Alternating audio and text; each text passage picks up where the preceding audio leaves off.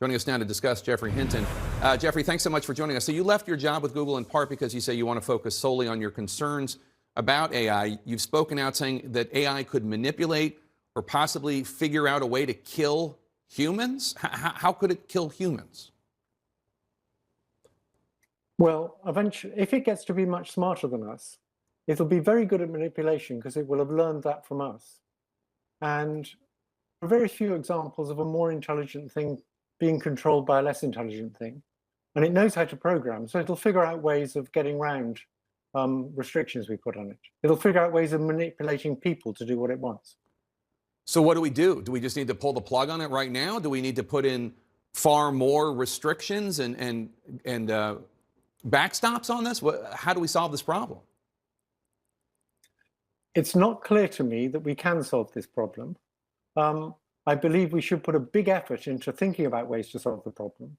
I don't have a solution at present. I just want people to be aware that this is a really serious problem and we need to be thinking about it very hard. I don't think we can stop the progress. I didn't sign the petition saying we should stop working on AI because if people in America stopped, people in China wouldn't. It's very hard to verify whether people are doing it. There have been some whistleblowers who have been warning about the dangers of AI over the past few years. One of them, Timnit Gebru, was forced out of Google for voicing his concerns.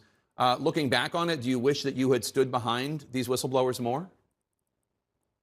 Timnit's actually a woman. Oh, sorry. So they were rather different concerns from mine. I think it's easier to voice concerns if you leave the company first. And their concerns aren't as existentially serious as the idea of these things getting more intelligent than us and taking over. Steve Wozniak, one of the co-founders of Apple, is also speaking out about the dangers he fears will come from AI. Take a listen.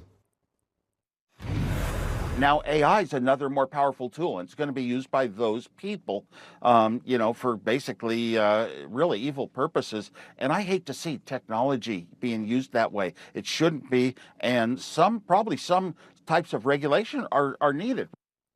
It sounds like you agree. I agree with that, yes. Yeah, what should that regulation look like? I'm not an expert on how to do regulation. I'm just a scientist who suddenly realized that these things are getting smarter than us. And I want to sort of blow the whistle and say we should worry seriously about how we stop these things getting control over us. And it's going to be very hard. And I don't have the solutions. I wish I did.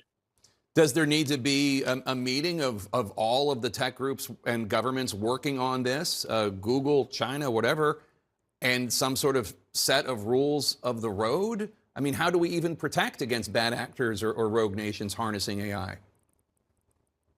So for some things, it's very hard, like them using AI for manipulating electorates or for fighting wars with robot soldiers. But for the existential threat of AI taking over, we're all in the same boat. It's bad for all of us. And so we might be able to get China and the US to agree on things like that. It's like nuclear weapons. If there's a nuclear war, we all lose. And it's the same if these things take over. So since we're all in the same boat, we should be able to get agreement between China and the US on things like that.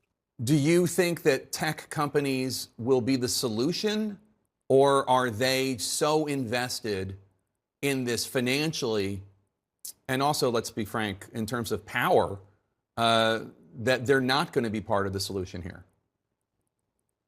I think the tech companies are the people most likely to be able to see how to keep this stuff under control. Jeffrey Hinton, thank you so much. Come back. We have more questions for you, and we appreciate your candor.